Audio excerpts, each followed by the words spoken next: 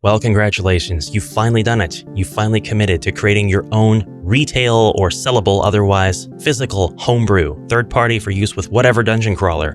Or even better, you've decided to create your own dungeon crawling board game. You've crafted yourself some playing decks, your own room and corridor tiles, or your own entire map boards. You've got your adventure book and your rule book. You've crafted your own tokens, maybe even your own dice, and have found beautiful miniatures to use as proxies until your personally sculpted ones come along. You've refined your battle system and your other systems, and the game now makes sense not just to you, but to the people that you allow to playtest it. In short, you're ready to go. There's just one problem. You know that art is going to be expensive. There's just one problem. The art. You know that games classically have high-profile art. The amazing work of Les Edwards, Gary Chalk, Max Dunbar, and countless others have contributed to iconic imagery that we immediately recall when we think of the games that we love the most. These masterful artists spent countless hours honing their craft and creating lovely, legendary images for some of our favorite games. And when we think of those games, we think of that art. But this is where your dream starts to recede back into dreamland, where your plan goes back to being a concept.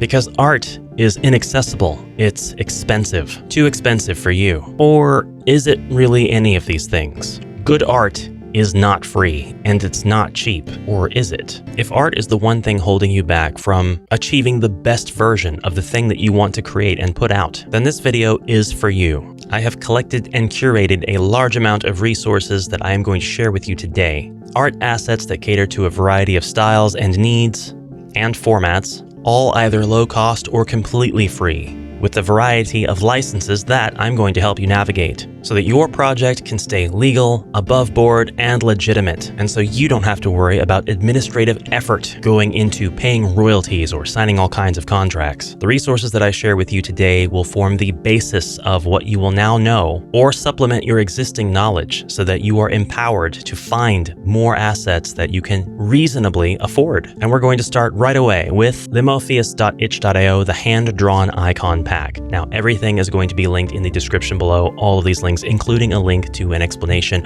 of Creative Commons 0, which is a license type that you're going to see a lot in this video, which basically means the same thing with very, very minor differences as public domain. This is a license type that is affixed to whatever it is attached to permanently. So any assets that you find out there that are public domain or Creative Commons 0 will be things that you can use in your project without having to worry about costs, without royalties, without attribution, and therefore without lawsuits. There are other highly accessible license types as well, but let's start with this one. This is an asset pack of 455 unique fantasy icons, although some of them are variations of one another, made with two different processing styles, realistic and cartoony, and both of those have two versions each, black and white and transparent. That makes 4 images per icon with 1,820 images in total.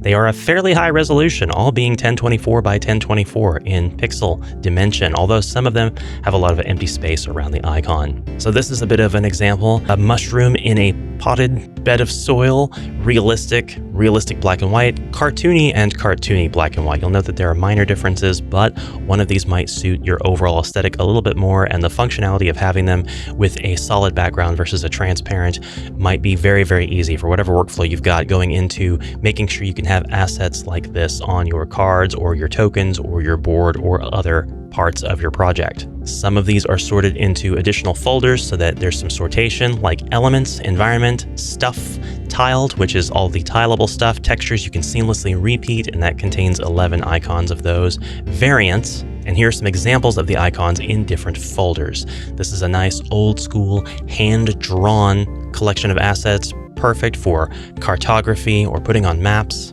And these are 0. That's Creative Commons 0, which means you can use these icons however you want. Credit is appreciated but not required. It's royalty free. You are allowed to modify the assets any way you want. You can share them on other platforms. And this even comes with a 13-page long PDF file explaining step-by-step the process of processing icons, so you can make your own icons the way this artist did. Switching gears a little bit, the National Gallery of Art has at least 60,000 images available for download. This is all real art and it's all public domain. So the media, pictures of these paintings from some of them nearly 100 years ago, some of them hundreds of years ago, are free to use, even edit for commercial purposes if you so desire. And you can search this database, so we'll search for fantasy, and we can see that there are 102 pages of fantasy. Now the assets here are going to be wildly different from one another due to the fact that there are all kinds of artists across all over the world and across different timelines and periods painting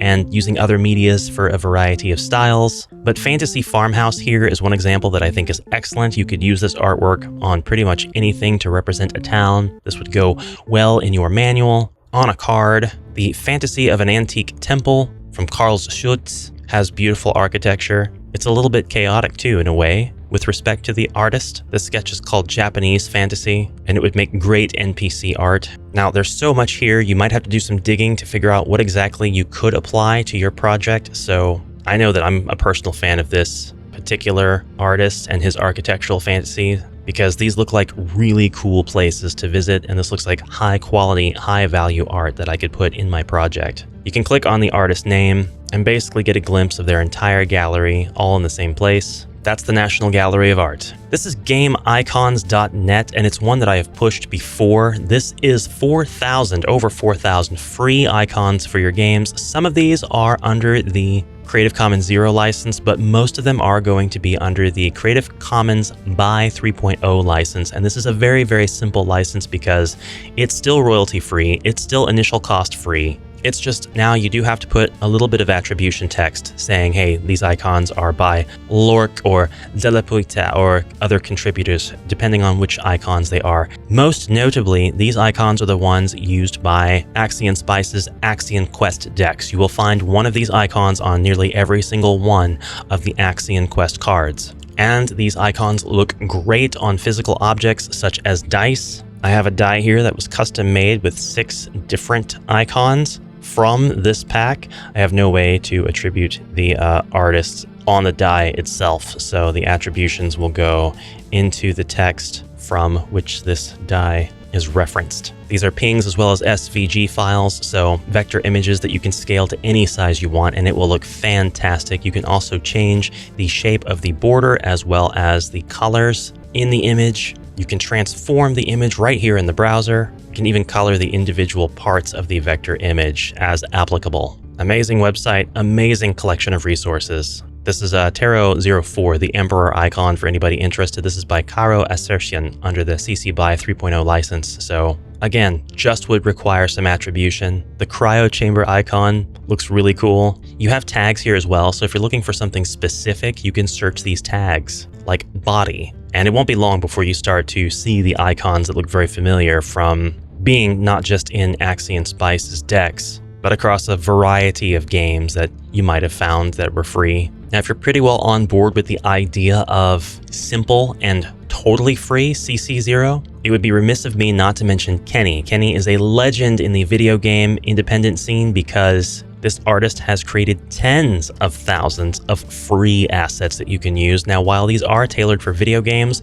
all of them are perfectly able to be printed off onto physical media. There's quite a bit of 3D models, but you could construct a 3D scene if you know how and take a picture of that or save an image or screenshot of it and put it onto physical media. You could use block packs to construct a map, or you could just straight up use the sprites. There are sprites such as these planets, this pack called Scribble Dungeons, which you can use to create an asset kind of like this one. Not exactly like if you don't choose, but you can clearly see the edges of tiles, the grids, where the door would be, secret door, open door. You see the furnishings, the different parts of the dungeon, the people, the weapons that differentiate the people from one another, kind of hinting to their class. This might send you down a bit of a rabbit hole. Before long, you might be looking at software like Tiled, inspired by the isometric dungeon tiles here, or you might be looking at the micro roguelite tiles, thinking it might be best if you had a software to go ahead and plop all these down quickly so that you could create your own map scenes. Now, I've mentioned itch.io a lot, so if you want to search for assets, you can do so using itch.io.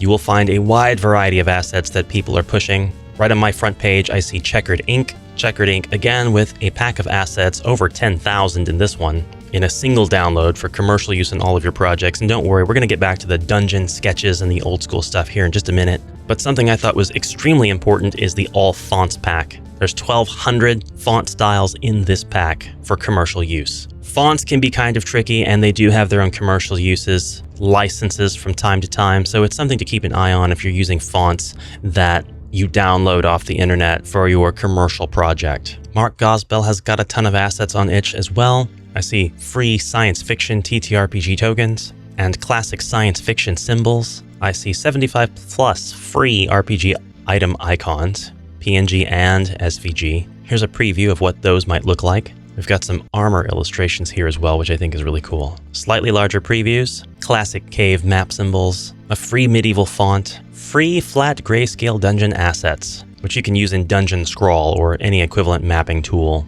But you can really use them however you want because they're under the CC0 license again. But here's an example image. This is just something that you can make, and it's yours, and you can put it in your game. There are also 50 hand-drawn isometric dungeon assets if your project happens to be one with isometric graphics. Good job, Mark Gosbell. One of my favorite creators is Axebane, in no small part thanks to his contributions to the Greynome Games collection of games. There are a variety of things here that you can buy and then use forever in all of your commercial projects, including the Dungeon Maps Fantasy Stock Art. That you can get a map just like this one in a variety of different versions. We have the blank versions, which don't have grids or any sort of dungeon dressing, the grid line version, the numbered version, and the secrets version. A couple of other previews of what you might get, and if these look familiar, it is because that this is the artist who worked on stuff for Iron Helm as well as Tin Helm. There may be a few other games in the Greynome Games repertoire where Axebane had a hand. Here's some fantasy stock art that is completely free, and it looks great when it's zoomed out just a bit. The cross hatch and stipple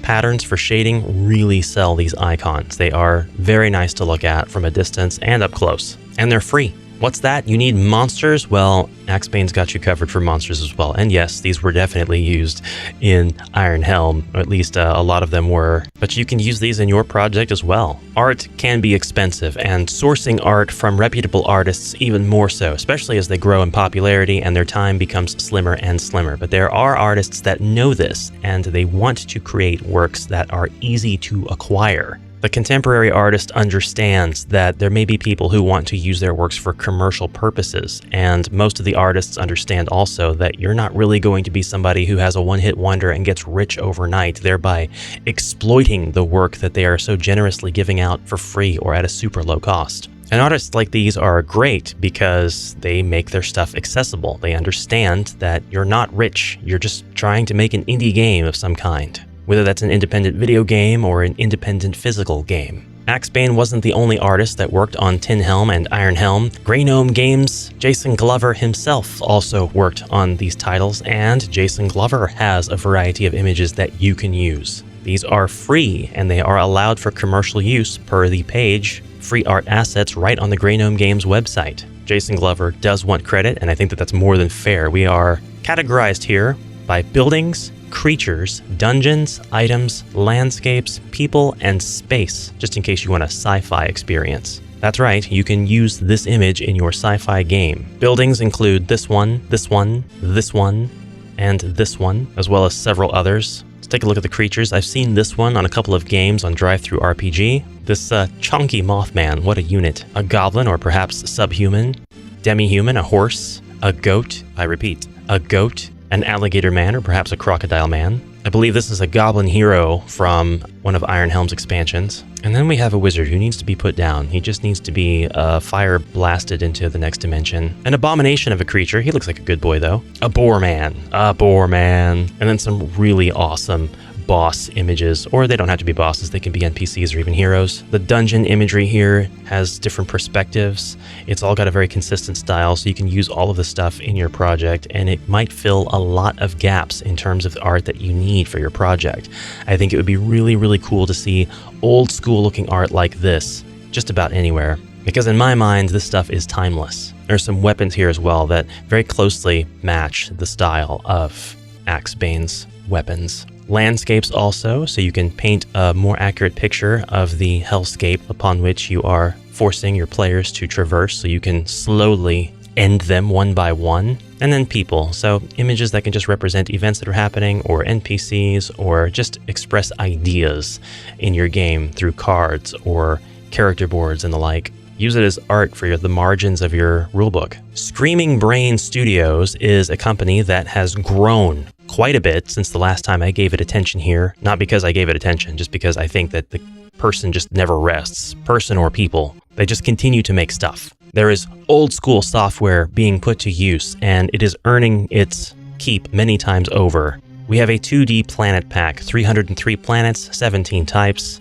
795 2D planets in the Planet Pack 2, 64 seamless space backgrounds. And again, this is CC0, public domain, so if you don't want to use this for space necessarily, but you'd like to have it as a backdrop in your fantasy game, perhaps represent a chaos dimension of some kind, you can do that. There are isometric tiles that can be used for an overworld, as well as three-dimensional assets that can be placed down, a wall pack, a building pack, town, objects, stairs. As long as you have the means to arrange these different image elements into a final output, this is stuff that you can use royalty-free. For free. Free in every sense. I highly recommend you go visit Screaming Brain Studios page on itch.io and you check out all the different things that are here, because there's a lot, and a lot of it can be put to use in your game, even if you don't think so at first glance. The old school dungeon crawler tile pack is one such asset. Look at how Screaming Brain breaks up the image so you can use just pieces of it or mix and match these different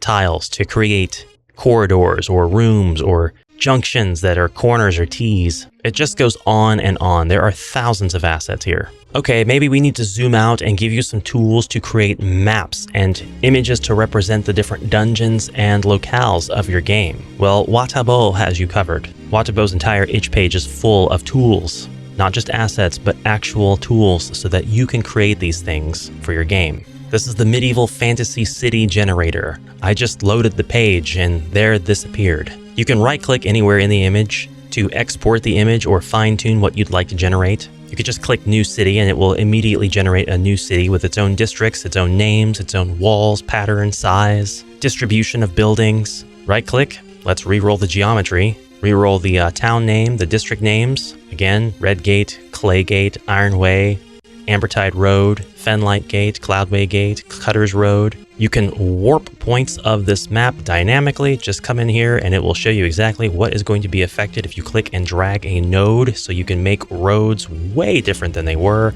This will take buildings and also transpose them and translate their positions dynamically again, giving you complete customizability. That's the Displace tool. If we right click at this point, we can bloat these, equalize, liquefy, and apply to get back to the original right-click context menu. We can customize the colors as well. We don't have to stay black and white. We can go to natural and then apply it. And you can see now that the colors have changed. That's under the presets. Let's go to vivid, apply that. Love it. Let's go ahead and just get a new city. Boom. This one has a river that goes by, as well as an enclosed castle. This is just one generator from Watabo, the Medieval Fantasy City Generator. This is the Cave Generator. This generated the Molten Den. Now the crosshatch patterns are starting to look a little familiar. You can control the geometry of the walls in terms of irregularity, bumpiness, and roughness. So if you'd like them to be straighter, you can do that. And we can make new maps as many times as we want. It'll even generate a name for you, but you don't have to use the name. You can do whatever you want with this. Star Skull Caverns, the Eastwood Hole, the Crumbling Hollow. You can use maps created by the generator as you like. Copy, modify, include in your commercial RPG adventures, etc. Attribution is appreciated but not required. We go on to the dwellings, and you can see living room, corridor, bedroom, bathroom. It just made a building for me. Just made a building. We have the indoor as well as the environmental look here. And we can see not just the front of the house, but the left, the right, and the back of the house. And this is oriented exactly as the placement of the interior would be. I'm going to show you this again, but we went ahead and clicked on the R to show you the roof. So we have the ground floor and the roof. This is an amazing generator. We'll go ahead and hit new house. And now we've got something that's a very irregular shape with a vault included. We have the first floor, the ground floor. This is, I think, a European convention where 1F is actually the one above the ground floor. and then the roof again. So this 2-story building, let's take a look at the outside of it, is indeed reflected in this image as 2-story. What can you do with this? You can create a card that has this image on one side and then this image on the other. And these cards can basically make up the different houses that you have to journey through for your game, which may or may not even be fantasy. The neighborhood generator, this is Snow Way. Click new map and we have the green docks, although I don't see any docks here. A new map gives us East Bridge. We can pretend there's a bridge to the east. We can also pretend there's a bridge to the west and that the mayor of this town is very stupid. I love the trees in the interiors of each city block. Make a new map and now we have Honey Walk, which is probably my favorite yet, actually. You can see some examples of stuff made with this tool. Taylor's Band, Heatherwall Street, Shepherd's Gate. Moving on, we have another one called One Page Dungeon. And again, same license. You can basically run this and use these for whatever purpose you wish. This will actually generate a name for the quest as well as a bit of story. And it looks like this was generated using some keywords as well as a variety of clauses. So it adds additional detail to your work. There are quest notes, and these are annotated already for you. For example, we might start here where the stairs are, and then we'll come up to 1, a large ironbound door to the north. We'll go ahead and say that the ironbound door is here, I suppose. 2, a coffin with a weird ice-cold to touch looking glass in it. Or perhaps the ironbound door to the north is right here, and that was considered when the generator was being built. This obviously goes to the west, but the corridor to which it leads heads to the north. Quest note 3, a puddle of water turns out to be a mimic when drank from, right there. 4, a corpse of a dwarf, some gold and a scimitar of lightning nearby. And there is no 5. Let's regenerate. New dungeon. My goodness, look at that. 9 quest notes in this massive dungeon. New dungeon. I love it. I love it so much. It's so cool. Watabo does such awesome work. We've even got to where you can zoom out and create world maps with this tool, and even mansions. Why would you want to create a 3D mansion that is rotating slowly in your browser? I don't know, but you can check out the floor plan and you can show the different floors and you can check out the grid sizes. You can turn off vignetting. You can export this. Let's go back to the 3D view. You can even manipulate the camera if you want. Finally, Village Generator by Watabo. Actually, this isn't finally. I have one more generator to show you. This may look a lot like one of the previous generators, but it's a bit of a different style. Will be used for a bit of a different purpose for your games. So Fairy Grove, population 220. New village, please. This is Vinga, population 300. I love this tool. And then we have a city viewer. This is not a city generator, it's a city viewer. It comes with 6 built-in settlements, but to see something you'll need to generate a city in MFCG or a village in VG or a neighborhood in NG.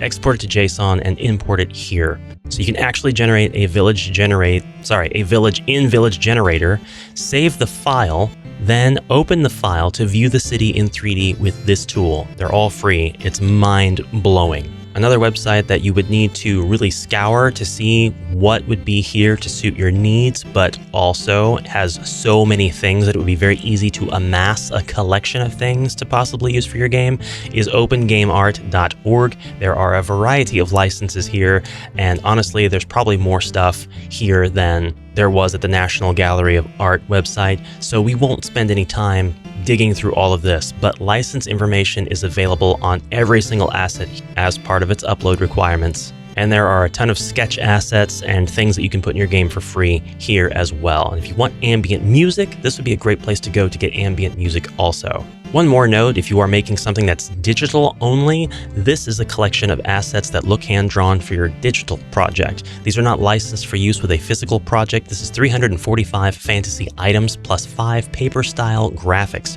for UI or user interaction or user interface.